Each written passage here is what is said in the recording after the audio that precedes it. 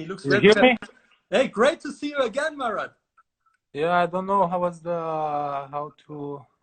We see you perfectly and we can hear you perfectly. Okay. So perfect. I don't know if you just saw Robin Haase introducing you. Oh, Yevgeny Kafelnikov is online too. We have a legend group here. Marat, Robin Haase, he played you in Washington, and I should ask you what happened before that match. I have no idea what happened, but you remember something? Well, I thought I played against him only once. I lost to him in Valencia, but I don't remember about the Washington. Maybe that's part of the story that you don't remember. I have no idea. No, I don't know. Let Robin to tell you. I'm gonna ask Robin later. Okay. Marat, how are you? Where are you, and how is the situation with you? I'm good. I'm in Moscow, staying home. Everything is shut down, so we're staying home and chilling at home. So you're having a relaxed time at least. Yeah. Missing the tour, missing tennis? Well, it was enough for me to go to Australia. I did the captain there for the ATP Cup. It was fun, and I stayed there for the whole month of Australian Open. I gave the prize for the winner, so it quite was nice to be back. I didn't recognize the Australian Open. It was good to see the old guys getting old, fat, ugly. And yeah, but it was a good time, good to refresh the memories. We were there for Austrian television, and obviously we had Dominic Thiem in the finals. And before the finals, I saw you warming up Novak Djokovic. Are you guys still very close, or he was just looking for somebody to hit with? Yeah, the second option. He put his name looking, and you put your name down, or? Yeah. Well, that's sorry to Dominic. You see how good was warm up. So wrong choice for Dominic. He should have asked me before. To be honest, it's not every day that I see a warm up before a Grand Slam finals. It was a little bit. You could feel a little bit of tension in the beginning, but then like he was loosening up. Is this kind of a normal scenario before a Grand Slam finals? Yeah, for sure, especially when he played a couple, no? I think he lost to Rafa one time in French Open last year, I think, no? Dominic, he lost 3 now. He lost twice to Rafa in French Open, and now he lost to Novak in Melbourne. Oui. So can you imagine after losing 2 finals, it's difficult to come out in the final and be loose, because it's still in the mind that you've been twice in the final and you lost them. So it's kind of extra pressure on your shoulders. So it's not easy to beat that. But then he managed to lead the match, and he was 2 sets to 1 up.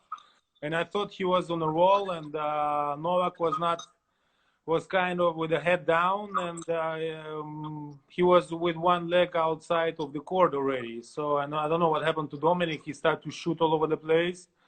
And he lost his momentum, and of course Novak is more experienced in 5th set, and was the 4th set was the key.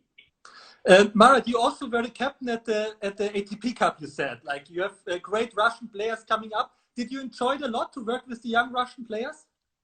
Well, for me it was a first-time experience. I never coached. I never been a captain, and for me to see to sit on the bench, to see actually reflect myself in them, it was quite funny. And it's quite funny to see with the things that they are dealing with on the court.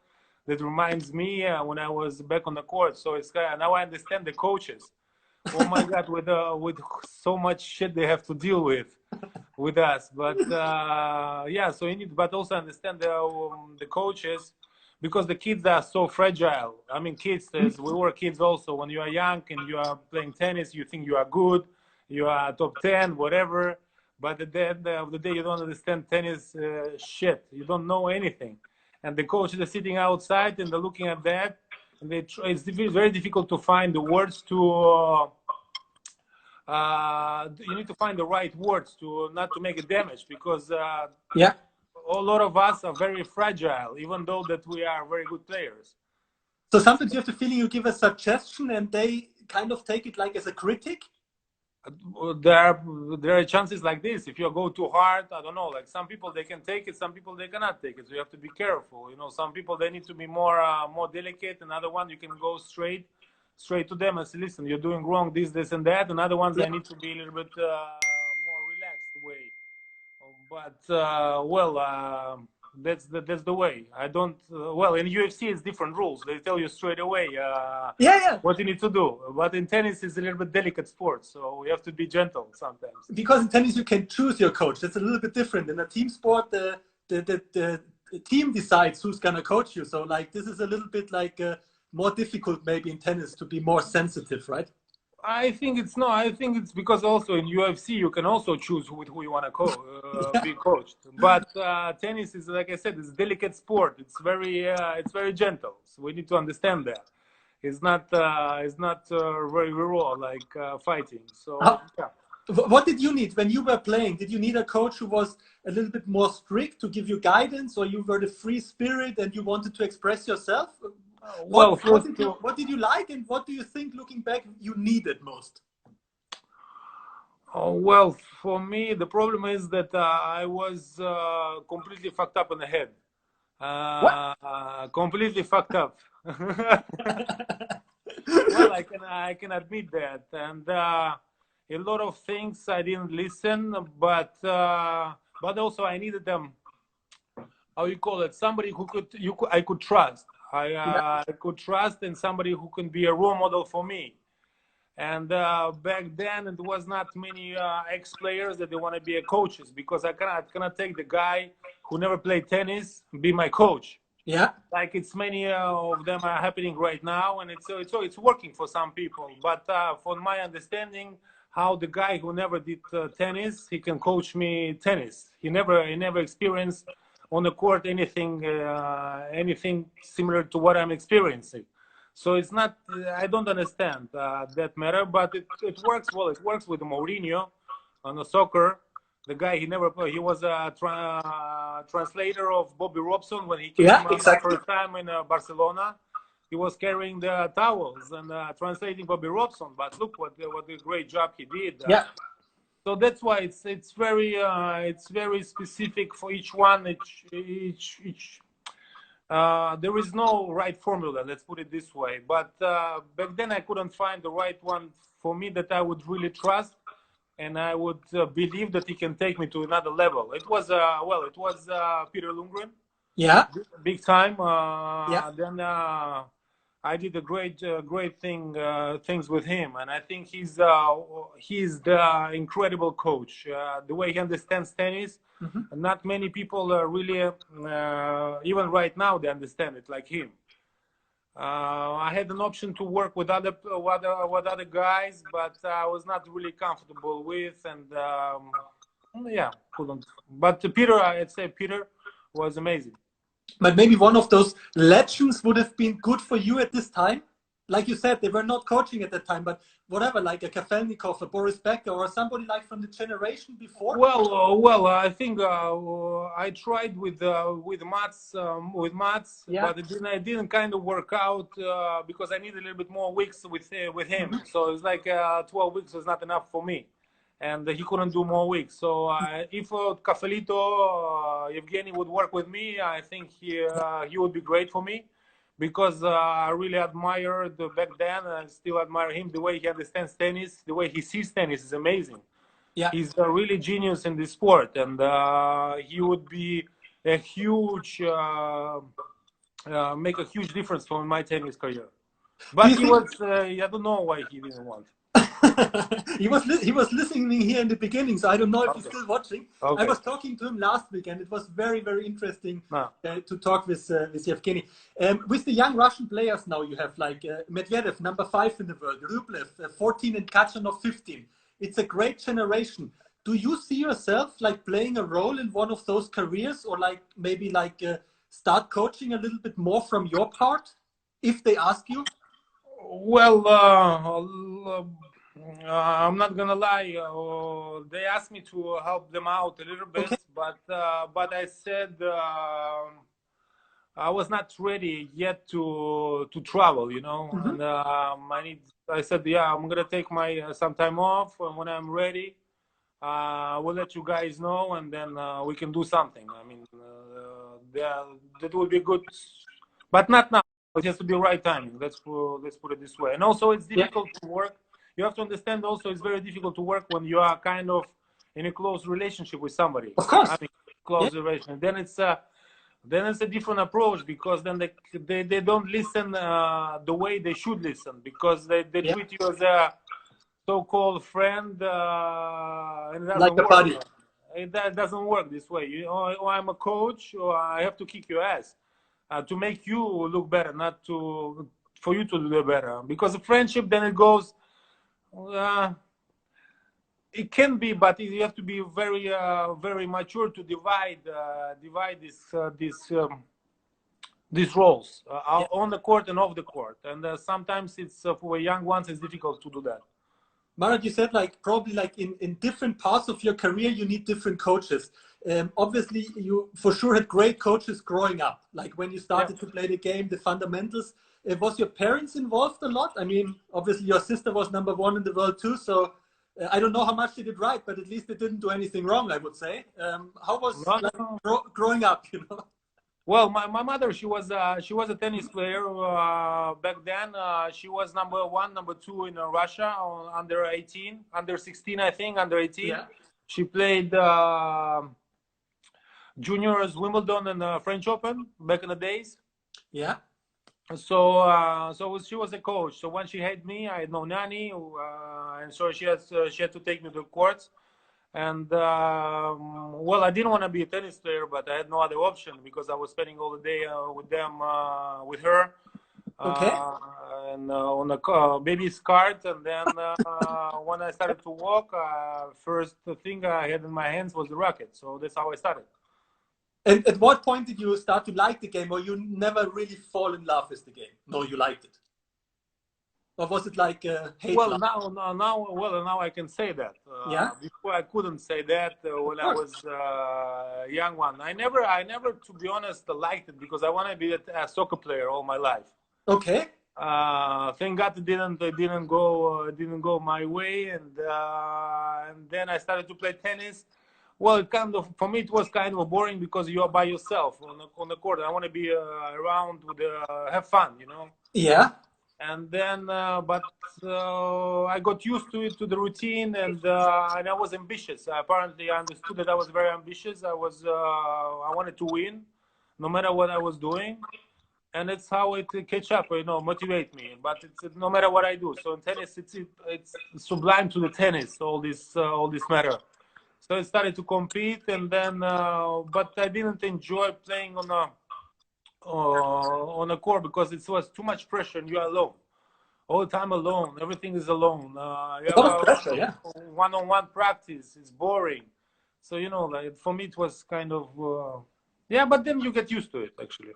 But when did you find out that you're better than most of the other kids? Like by 8 years, by 10 years, by 12? When did you feel like, fuck, I'm a special player? No, well, at the age of 14, actually, at the age of 12, I went to Boletieri. Yeah. He didn't take me. Why? He said I'm not good. What? Because not good, man. Did you go there play with the left hand, or what did you do? Or like you like? Not good enough. Not good enough. Marat, did you not want to go there, and you didn't try your best, maybe? No. No, for me it was a big thing, because we had no money. So I got the sponsor, and the sponsor sent me to the Boletieri Academy for me to stay there. I knew back then it was Sampras was practicing there, Agassi. Yeah. So for me it was like going into the wow world. Okay. So for me it was very important to stay there, because if I stay there, the sponsor would continue pay for me. Okay. So it was not an option to go back to Russia. So, and I tried my best to be the best. Okay. I was actually the best one in the academy for my age. Tommy Haas was there. Lisnard was there. Tommy doesn't remember me. I spoke to him. Tommy doesn't remember you were there, or what? No, he was too good looking, you know. He was like, okay. He only could look himself. So anyway, and then he told me, no, I have no chance to stay, not good enough. He saw me twice. He said, listen, man, sorry, you are good, but not good enough to stay here. And that's it. So that's why I went back. I went back to Russia, and then I had the luck to go to Spain. But did you feel like you failed in a way? Did it take your confidence, or you were like, Well, I'm gonna show the guy how good I am? What was your that was the point. That was the point. He touched my ego. You know, like okay. I said, what the fuck is this guy doing? And was telling me that I'm not good enough. Yeah. So it kind of gave me a motivation, and I could see the people around there that they were practicing, and I could see that I'm better than them. Then another something that pop up was I went to play the Orange Balls, European Championship under 14, yeah. Les Petitas, you know, there's the tournament, yeah. Les Petitas. The junior one, and yeah. I saw all these guys, my generation. I said, no, I'm good. I can do good with them. You know, like I can beat them. But I was losing first round, quarterfinals, nothing special. Well, in Les Petitas, I made semifinal was to Gonzalez. Yeah. To Fernando Gonzalez. And then. So I was okay, but not. I was mediocre, but I could see that I have a potential. I have no chance in the future. I can beat them. I need a little bit more power because I was too skinny and too small. But you were super ambitious at this point already. You really wanted to become a successful player. Yeah. Then I said no fucking way, and okay. I have to do some damage here, and okay. And I wanted to prove to everybody that I'm good and I'm very good. And that's how it started. Then it started with the satellites. So then you were in Spain already. Yeah, so I was on 14. I was in Spain. Yeah. I started to play satellite at the age of 15. I get my ass kicked in the qualifying first round, 6-love, 6-1, 6-love, 6-love. So I saw so much difference between the guys who are playing the main draws, and to me, I said, no, there is no way I'm gonna make it because they're too good. But somehow I started to play one satellite, second satellite, third satellite. I started to win 1 round, 2 rounds, 3 rounds in qualifying. And remember, that was back then it was 128 draw qualifying in Spain. For you, it was more important to play those satellites and play qualies than playing junior tournaments. You prefer to play with the band. Yeah, fuck junior tournaments. No, it's like junior. You never. It's different sport. So yeah. I think all my coaches, my coach from Spain, from the club, that they said straight away, you're not playing any more bullshit junior tournaments. Forget about it. You're gonna play the real deal. And I couldn't understand at the beginning what the hell am I doing, because the Malis is playing the juniors, they're winning tournaments, you know, Rocus, Malis, Gonzalez, Ferrero. They get the contracts from the companies. They get the contracts. Yeah. Reebok, Nike, and you play for $80 in Murcia. Yes, and I was struggling in qualies, leaving 10 people in a room, and I couldn't understand what's it all about. I wanted to go back to play the juniors, be the star of the walk with the Nike bag and new rackets, but no. So then you played all the satellites, but yeah, and then at one point you started winning. After 1 year playing satellites, I started to win. I finished. In one satellite, at the age of 16, I finished one satellite number 3, and I finished one satellite number 4. So I became 430 in the world at the age of 16. And the guys who were playing juniors, these ones, they were not in the ranking yet. It was maybe 1 point, 2 points, and now I understand. Okay, now we are talking. And then from that, I jumped to play the challengers. Yeah. And that's it. That's how I caught the wave, and I said, okay, now I'm cruising. Now I need to work hard, and I can do it. And then cruising, a few more practice sessions, some tournaments, and then you won the US Open 2020. Yeah. Age of 20, becoming a little bit after the #1 in the world.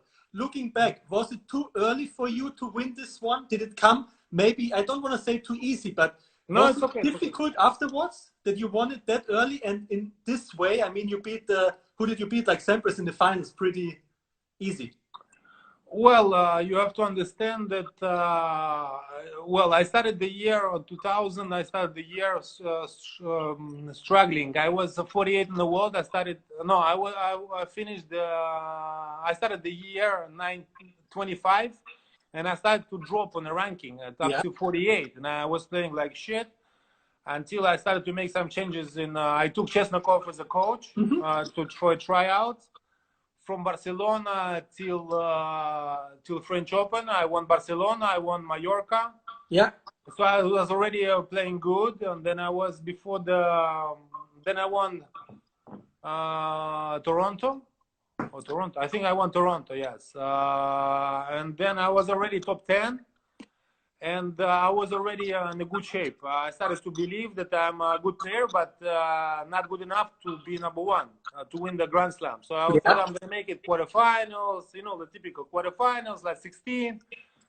But for me to win that was I was not ready yet to win that Grand Slam. When so did you feel you can win it? Did you feel it before the finals, or like after third round, fourth round, because you played on a very high level? Did you feel something big is coming, or it caught you by surprise? No. I was playing like shit. I almost lost to Pozzi. I almost lost to Kiefer. I almost lost to Grosjean. Kiefer is okay, but Pozzi, I was surprised. I just checked the results before we started to. Yeah. I almost lost to Gianluca Pozzi. Mamma mia. Unbelievable. I couldn't beat him because the guy he was good. I think you remember how he played. Yes, smart player. He was playing very tricky. He made you look like a bad player. Yeah, so he could make you like a bad player look bad. He could make like it was Santoro style. He couldn't beat you, but he wanted you to lose. So it's like. Yeah, exactly. Yeah. So you make mistakes. So then almost lost to Grosjean. I beat him 7-6 in the fifth. And then I beat Todd Martin in the semifinals. And then on the final, when I was going to the final, I was trailing back then with Volkov. He told me something that really touched my ego again. He said, "No, man, try not to lose 3 sets. Try to make it look good. So don't embarrass us if you play Sampras and don't get yes, kind of like this. Yes. Okay. So it really touched me. I said, no, and I beat the Sampras 2 weeks before in Toronto in the semifinal in Toronto. Well, 7-6 in the third, but I knew that I can play against speed. And all of a sudden I came out, I started to play, and it was like a slow motion for me, everything. So I could see everything what he was doing. So you were so clear. So clear. I don't know what happened. It was a gift from above. Okay. It was so clear, so slow. Everything was too slow for me. So I could read his game, everything what he was doing. And then it was 6-4, 6-3, 6-3. Yeah. Because I had Marcus Baghdatis 2 weeks ago, and he played the finals against Roger, and he was set and break up, Australian Open finals. And then he said he started to think about winning, and it killed him. You never then he was fucked. Then he was fucked, exactly. But did you never start this thoughts or these feelings, or like? I mean, how was it the last games there? I mean, it's massive. 20 years old, going for the title. I understand what you're talking about. Well, I had. I was in such zone. I didn't have to think that I'm gonna win. I knew I was feeling it. And Baghdatis, what he's telling you, he started to think with the head. I could feel it. That it's that's the moment. That's the moment. I need to keep the concentration. That's it. I don't need to think about winning. I just need to feel it. Enjoy the game. Not to make it faster, not to make it slower. Just stay in the zone. So I managed to do that. And Marcos, and I couldn't believe. Of course, obviously, I couldn't believe, even winning 2 sets to love, that I'm gonna beat Sampras. So I was always putting myself as underdog. That okay, I won 2 sets. Okay, nothing happened. Let's play again like it's a new game. Let's just beginning of the match. And so every time I took the set as the beginning of the match, and that's it. And then you had the trophy. Thank you very much. Yeah. Which one you like more? The 2000 US Open one or the 2005 Australian Open one? Because, I mean, we heard from Boris Becker last week in the chat that the first one is the nicest one, the second one is the most difficult one. Would you agree on that? I totally agree with Boris because the first one it's a kind of a blessing, and the second one you need to work it out. You need to work your way. And because also I did 2 finals. I lost 2 finals, one to Roger, another one to Johansson. Yeah. And Thomas, he should invite me for dinner, actually, for the rest of his life. I was surprised that he won that one. Actually, you would like to have this match back? That's the one in your career you would like to have back, or Yeah, I would do it. But the problem is, for me, Thomas was very uncomfortable player, to be honest, because I couldn't read his serve. He was very solid from the baseline, but I couldn't, and I got freaked out about his serve. I cannot read the serve, okay? because if I would read the serve, because I couldn't get the confidence from the return. Because normally I read the serve of the players. So once I read the serve, it takes time for me to break the serve. And then from the moment I couldn't see it, I cannot see it. So it get into my mind. And then I started to risk for too much. I was not was going crazy. So basically I drove myself crazy and I gave him a present. And it was 7-6 in the fourth. Yeah, sad story. Sorry. Australian Open 2005 against Leighton Hewitt in the finals. This was a great match you played. Was the perfect match after the first set, you think? Yeah, after the first set, yeah, I come down. I started to play well. I started to play really well. I just played good enough to beat him, not to go crazy, not to go for overshots, overhitting him. You need to play smart with Leighton. Of course. If you're going for too much, he will start to miss eventually. You need to be very careful and very prepared to every point what you do, because the moment you lose a little bit of concentration, you start to go for too much, then he will catch you up in his spider net. You obviously had a great career, Marat. You just said it, like 15 ATP titles, 2 Grand Slam titles, 2 Davis Cups, #1 in the world. Is #1 something you're most proud of? Or you never thought about that? No, you know what? I'm more proud of being inducted in the Hall of Fame. 2016, you got inducted to the Hall of Fame. This was touching for you? This meant so much? I think yes, because it's a huge for me. For my experience, it's like I've been accepted by the other players, by the tennis society, to be inducted, because that's it. You are in the history of tennis. You can be #1, but if you're not inducted, it's I don't know. In my opinion, the Hall of Fame is more powerful. It's very nice that you say this, because it shows like that you respect and you love the game a lot. I mean, for somebody who wanted to become a football player and ended up basically like in a tennis career, and maybe you didn't even enjoy it all the way because of the pressure and everything, but being in the Hall of Fame means so much, shows like how much you respect and how much you love the game, I would say. So this is great to hear, Marat. Yeah. One question. You had a few injuries that kept your career a little bit short and everything. Looking back, do you think it was just unlucky, or was it a different time and we didn't know so much about prevention and maybe you played too much with the pain? Looking back, would you do something differently? Yeah, but well, first of all, yes, I did all the mistakes with all the injuries. I broke twice the wrist, all the ligaments. I broke the intercostal muscle between the ribs. Yeah. Instead of recovering, I started to keep on going playing, and then the last one was I didn't recover from my. Let's put it this way: I didn't rest enough from my wrist injury. I came back too early. I broke again. So I was playing 1 year. I was playing 1 year. I was injured. Then when I became #1, I broke my muscle. So they pushed me. The ATP pushed me to play because. What? Oh. Because before it was obligation to play the Super Nines, and you get also was money there, like. So you were the upcoming superstar, and the ATP really wanted you to play more and more. No, because it was obligation, and also there was not the prize money. How you call it? They used to give the bonus pool at the end. The bonus, yes, was a lot. So the people that were pulling me, no man, come on, you have to play. And the people around me and the ATP is kind of putting me, no, let's get out, like let's see. So I should have waited for half a year to recover and then continue playing. And then obviously, and then the knee, I never recovered. Never recovered well. Started again very early, and then it was the end because I couldn't run to the forehand, and that's it.